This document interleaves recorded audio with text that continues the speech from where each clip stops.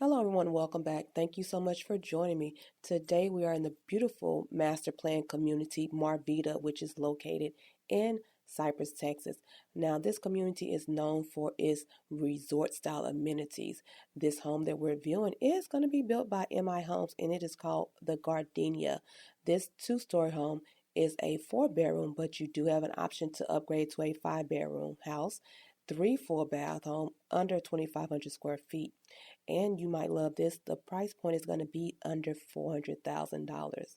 Now, if you are interested in what schools this home is zoned to, the schools will be as follow: Walker Elementary, Rowe Middle School, and Cypress Park High School. If you have any questions regarding this builder, this home, or any other real estate questions, please leave them in the comments section below, and I'll be more than happy to answer them for you. Also, do me a big favor.